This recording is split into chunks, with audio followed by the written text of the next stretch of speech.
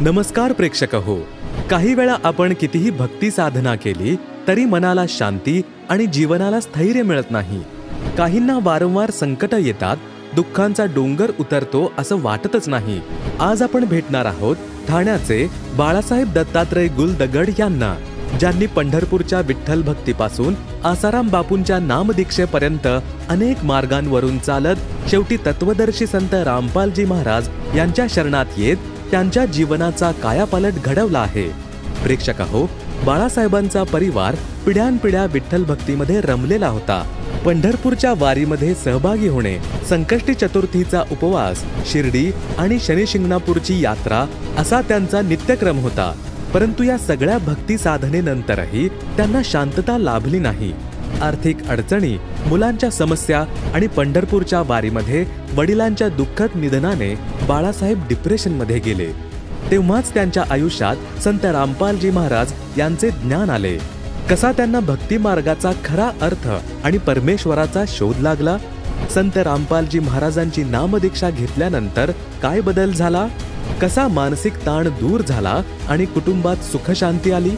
प्रेक्षक हो, हा प्रवास आहे अंधारातून प्रकाशाकडे नेणाऱ्या भक्तीचा. चला ऐकूया बाळासाहेबांच्या शब्दात त्यांचा जीवन प्रवास आणि जाणून घेऊया संत रामपालजी महाराजांच्या मार्गाचा प्रभाव. नमस्कार सतसाहेब. आपलं नाव? सर, माझं नाव बाळासाहेब दत्तात्रय गुलदगड. आपण कुठून आलात? सर, मी शहापूर, जिल्हा ठाणे, महाराष्ट्र इथून आलेलो आहोत. सर, आपण काय व्यवसाय करत आहात? सर, मी व्यवसायाने एका खाजगी शाळेवर सर्व्हिस करत आहेत. माझे शिक्षण MA BPED अँड BEd पण झालेलं आहेत. संत रामपालजी महाराजांची गुरुदीक्षा आपण कधी घेतली?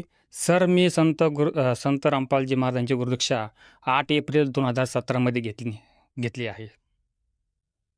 संत रामपालजी महाराजांची गुरुदीक्षा घेण्या अगोदर आपण व आपला परिवार कोणती भक्ती साधना करत होतात? सर, हा आपण अतिशय मला महत्त्वाचा प्रश्न विचारलेला आहात. सर, मी आमचं घर किंवा आमचा परिवार लहानपणापासून पंढरपूरचे जे विठ्ठल आहेत त्यांची भक्ती करत होतो. माझी आजी आजोबा दरवर्षी पंढरपूरला जायचे. त्याच्यानंतर ती रूढी परंपरेने जी भक्ती आहे ती माझ्या वडिलांकडे गेली आणि वडिलांनी ती पण भक्ती केली आणि पुढून ती नंतर ती भक्ती माझ्याकडे आलेली आहेत.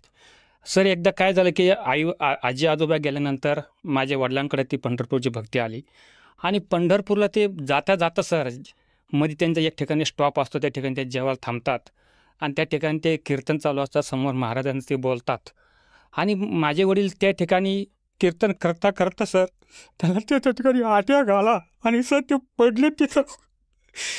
ही गोष्ट मला जीव खटकली की नक्की माझे वडील जे पंढरपूरला जात होते त्या ठिकाणी ते विठ्ठलाकडे जात होते, त्या ठिकाणी ते पडले सर आणि त्याला त्या ठिकाणी अटॅक आला आणि अटॅक आल्यानंतर त्यांच्या तोंडातून जी भाजी खाल्ली होती, मी त्याची भाजी खाल्ली, बाहेर उलटी केली, खाली पडले आणि तिथंच तसं त्यांचा जीव गेला सर. ही गोष्ट माझ्या जीवनाला खूप खूप अतिशय दुःखदायक आहे. ती घटना मी कधी विसरू शकत नाही सर.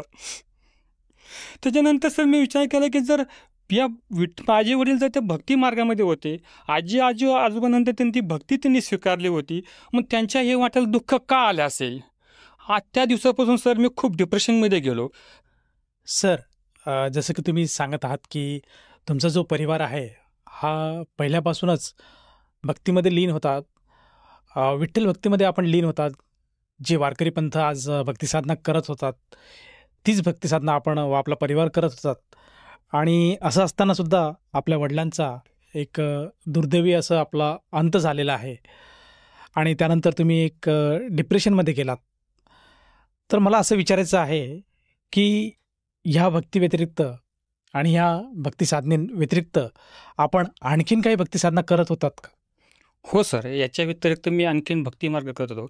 सर, मी संकष्टी चतुर्थी ही जवळजवळ मला वाटतं मी आता 10वी च्या असल्यापासून करत होतो. त्यानंतर सर मी नगर जिल्ह्यातला बिलॉंग असल्यामुळे आमच्या घरापासून 40 ते 50 किलो अंतरावर शिर्डी होतं आणि 20 ते 25 किलो अंतरावर सर शनी महाराजांचं ते आहे. त्या ठिकाणी मी सर दर शनिवारी शनिशिंगणापूरला जायचो आणि शिर्डीला सर महिन्यातून 1-2 वेळा मी त्या ठिकाणी फेरी मारायचो. अशा प्रकारे मी ती पण भक्ती केली. त्याच्यानंतर सर बाकीचे जे असतात उपवास, तापास, व्रत, वैकल्य तर ते पण मी करायचं. त्याच्यानंतर आपण सर विचार करतो की ग्रामीण भागामध्ये समजा आपण जे काही छोटे मोठे मंदिर असतात त्यांची यात्रा असते, त्या यात्रा मी पाणी पण आणायचो सर म्हणजे असे सर मी भक्ती ही पहिल्यापासून मी खूप केली. मी भरपूर भक्ती करत होतो आणि अशी कोणती भक्ती नाही ती मी केलेली नाही. सर, जसं तुम्ही सांगत आहात की तुम्ही भक्ती मार्गामध्ये बऱ्याच जणांकडनं जी भक्ती साधना होती ती भक्ती साधना केली. परंतु मला असं विचारायचं आहे की आज महाराष्ट्रामध्ये नव्हे तर पूर्ण भारतामध्ये बरेचसे साधू संत झालेत. तर अशा कोणी साधू संताकडनं आपण नामोपदेश घेतला होता का? हो सर.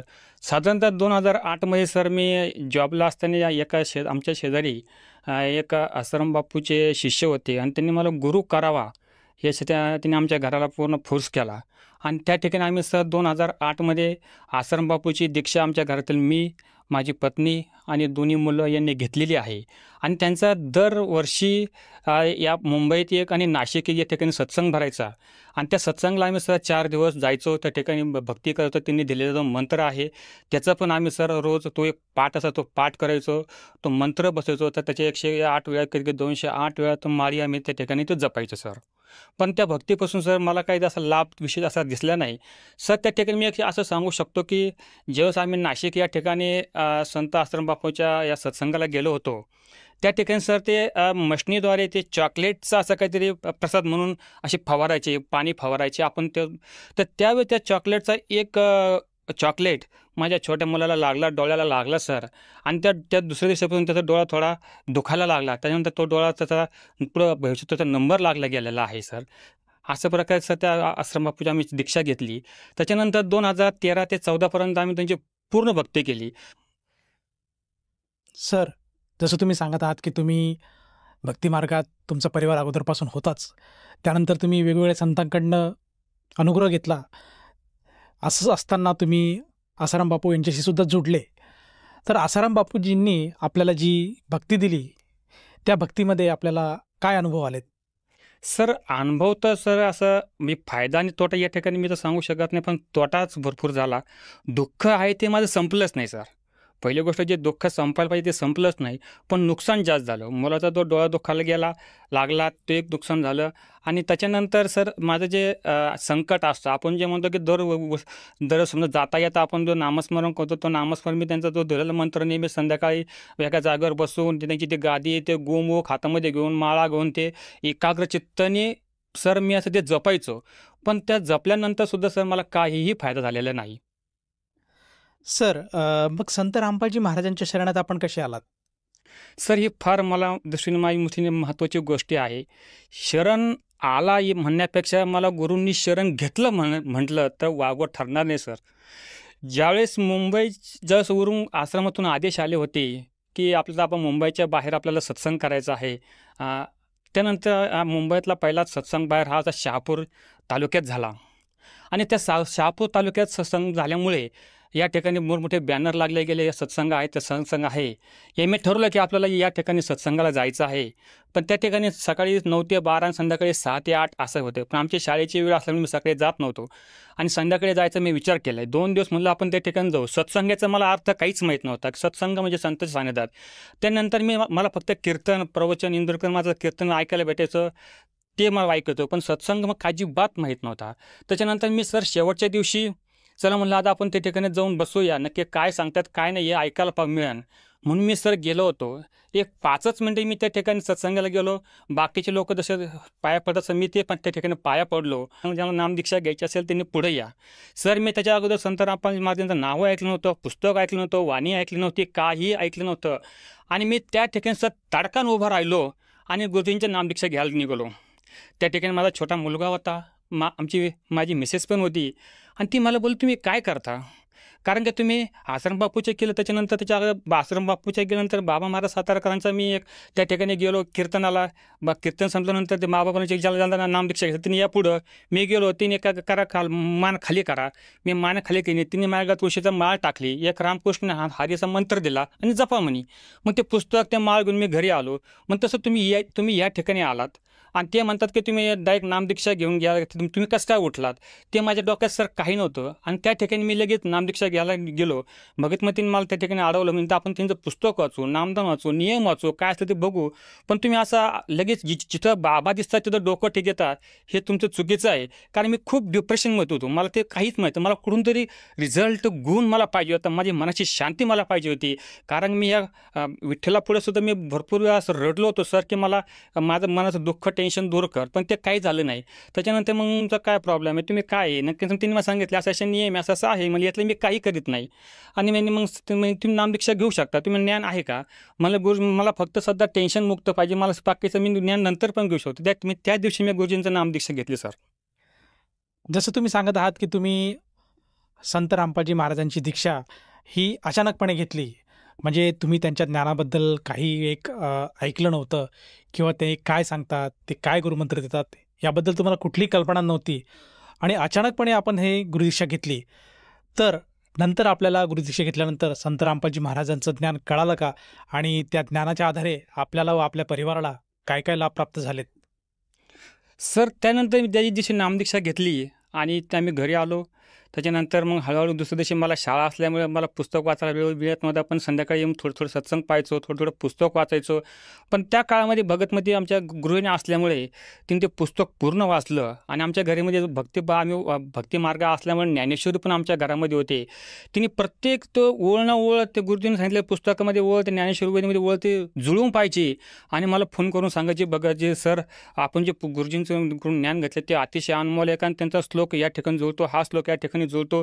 आणि मग त्या ठिकाणी मग आम्ही नेहमी सूर्यदास करणं जातात, ते बघा तुम्ही फक्त नियम पाळा, नियम मोडू नका, तर तुम्हाला लाभ मिळतील. आणि नवीन सर 1-2 महिने आम्ही ते कडक नियम पाळले. नियम काय साधे सोपे होते, पण ते नियम पाळत गेल्यानंतर त्या ठिकाणी मला हळूहळू असा अनुभव येत गेला. कारण मी जे दबावाखाली, जे टेन्शनखाली जीवन जगत होतो, ते आता एकदम असं कापसासारखं जीवन जगतो. म्हणजे माझ्या जीवनात जे काही प्रॉब्लेम असतात ते असे सॉल्व्ह होऊन जातात. आणि जे आपण आज ठरवलं की आज मला दिवसभराचे हे कामं करायचे आहे, ते कामं असं सर कुठल्या प्रकारचे अडचण नाही येतात, त्या ठिकाणी ते काम माझे आपोआप होतात. सर जसं तुम्ही सांगत आहात की संत रामपालजी महाराजांच्या शरणात आल्यानंतर आपले जे दैनंदिन जीवनातले जे कामं असतात किंवा ज्या अडचणी असतात त्या ऑटोमॅटिक सॉल्व्ह होतात आणि तसेच आपल्याला जो मानसिक ताण होता त्या मुक्ततेसाठी आपण बऱ्याच साधू संतांकडनं नामदीक्षा घेतली. तर मला असं विचारायचं आहे की तो जो ताण आहे तो केवळ संत रामपालजी महाराजांच्या सद्भक्तीमुळेच गेला का? हो सर, हे मी तुम्हाला 100% ठामपणे सांगू शकतो. सर काही गोष्टी अशा असतात की त्या आपण काम, क्रोध, लोभ, मोह, मत्सर जे षडविकार आहे, तुम्ही त्या ठिकाणी लाखो रुपये जरी खर्च केले तर ते आपण नाहीसे करू शकत नाही. त्या ठिकाणी सद्भक्तीच करतात आणि ती सद्भक्ती फक्त आणि फक्त या विश्वामध्ये, या जगामध्ये संत रामपालजी महाराजाकडेच आहे. आणि ती भक्ती त्यांनी आपल्या या शास्त्रामध्ये जे आपल्या पवित्र धर्माचे भगवद्गीता असो, कुराण शरीफ असो, गुरुग्रंथ साहेब जे काही आमचे पवित्र ग्रंथ आहे त्या ग्रंथात ती भक्ती सांगितलेली आहे. ते तुम्ही ते पुस्तकाशी तुलना करू शकता. सर हे मी नंतर जसं मला वेळ मिळत गेला तसं मी सगळं ज्ञान ग्रहण केलं, त्यांची सृष्टीरचना बघितली. सर त्यांचं सगळं बघितल्यानंतर माझा मनामध्ये त्यांच्याविषयी म्हणजे दिवसेंदिवस दिवस इतकं प्रगड दृढता निघून गेली सर, की मी आज हे अतिशय आनंदाने आणि अतिशय प्रफुल्लित जसं कापसाचं जीवन जगतात तसं मी सर कापसाप्रमाणे आनंदित जीवन जगत आहेत. सर जसं तुम्ही सांगत आहात की संत रामपालजी महाराजांची जी शिकवण आहे आणि जी भक्ती साधना आहे ती अतिशय निर्मळ आहे आणि त्यामुळे तुम्हाला बरेचसे लाभ प्राप्त झालेत. तर या अनुषंगाने आपण जे इतर भगत समाज आहे त्यांना काय संदेश देऊ इच्छिता? सर संदेश द्यायला मी इतका फार मोठा नाही आहे, परंतु जे माझ्यासारखे दुःखी कष्टी आहेत, कारण की या पृथ्वीतलावर गुरुदेवांच्या वाणीमध्ये मला नेहमी ऐकतात की 90-100% लोक दुःखी आहात, पण त्या दुःखाच्या त्यांच्या पद्धती वेगवेगळ्या आहेत. जे गोष्ट मला सुख आहे ते दुसरा दुःख आहे त्यांची आणि माणसाला एक वैशिष्ट्य असतं की तो समोरच्या माणसाला नेहमी सुखी समजतो, पण तो आतून दुःखी असतो. तर मी या जगत लोकाला किंवा या माझ्या समोर लोकांना मी एवढं सांगू शकतो, तुम्ही गुरुजींचं एक ज्ञानगंगा पुस्तक आहे ते तुम्ही वाचा. त्याच्यानंतर त्यांच्या ज्या चॅनलवर त्यांचे सत्संग असतात ते तुम्ही पहा. पुस्तक भगवद्गीतेची किंवा आपल्या पवित्र ग्रंथाशी जुळून पहा, ज्ञान ग्रहण करा. त्याच्यानंतर मग तुम्ही गुरुजींच्या शरण या आणि आपली भक्ती सुरू करा. सर जर कोणी साधकाला संत रामपालजी महाराजांची गुरुदीक्षा घ्यावायची असेल तर तो साधक गुरुदीक्षा कशी घेऊ शकेल? सर आता हे अतिशय फार सोपं झालेलं आहेत. आपण आता सध्या ज्या टी व्हीवर चॅनलवर हा सत्संग पाहत आहात त्याच्या खाली एक पट्टी येत आहे. त्या पट्टीवर तुम्ही फोन करू शकता. फोन केल्यानंतर तुम्हाला तुमच्या जिल्ह्यातील नामदान सेंटर कुठे आहे, कोणत्या तालुक्यात आहे, कोणत्या जिल्ह्यात आहे, त्या ठिकाणी तुमचा त्यांचा फोन नंबर येईल आणि त्या ठिकाणी तुम्ही फोन नंबर घेतल्यानंतर त्या ठिकाणी तुम्ही त्यांना फोन करा. ते तुम्हाला त्या घरपोहोच पुस्तक पण देतील आणि तुम्हाला ते नामदान पण देतील. या नामदीक्षेसाठी किंवा या गुरुमंत्रासाठी किती खर्च येतो? सर, अजिबात खर्च येत नाही. कुठलाही प्रकारचा निःशुल्क ही सेवा माझ्या संत रामपालजींनी या जगापुढे ठेवलेली आहे. तुम्ही या आणि या निःशुल्कपणे कुठल्या प्रकारचा पैसा देऊ नका, काय नका. उलटं तुम्हाला आश्रमतर्फे एक किट दिली जाते. त्याच्यामध्ये गुरुजींचा फोटो असतो, माळ असते, अमृत जल असतो, प्रसाद असतो, मंत्राचं कार्ड असतं आणि अशा अनेक प्रकारे तुम्हाला ती निःशुल्क सेवा आज तुमच्या या जिल्ह्यामध्ये आहे, तुमच्या तालुक्यामध्ये दिलेली सेवा आहे. त्याचा तुम्ही फायदा घेऊ शकता. धन्यवाद. सतसाहेब. संपूर्ण विश्वामध्ये 500 पेक्षा जास्त नामदीक्षा केंद्र आहेत जिथे निशुल्क नामदीक्षा दिली जाते. निशुल्क नामदीक्षा प्राप्त करण्यासाठी आणि अधिक माहितीसाठी संपर्क करा 7030303951 7030303952. अद्वितीय आध्यात्मिक ज्ञान वाचण्यासाठी, पाहण्यासाठी आणि ऐकण्यासाठी संत रामपालजी महाराज ॲप अवश्य डाउनलोड करा किंवा आमची वेबसाईट www.jagatgururampalji.org वर विजिट करा. आम्हाला सोशल मीडियावर फॉलो करा. सर्व पवित्र धर्मांच्या पवित्र शास्त्रांवर आधारित प्रमाणित अनमोल पुस्तक ज्ञानगंगा किंवा जगण्याचा मार्ग यापैकी कोणतेही एक पुस्तक निशुल्क मागवण्यासाठी आपण आम्हाला आपले पूर्ण नाव, पूर्ण पत्ता, पिनकोड आणि फोन नंबरसह लिहून 7030303951 किंवा 7030303952 या नंबरवर SMS करू शकता किंवा 7030303950 या नंबरवर व्हॉट्सअप देखील करू शकता.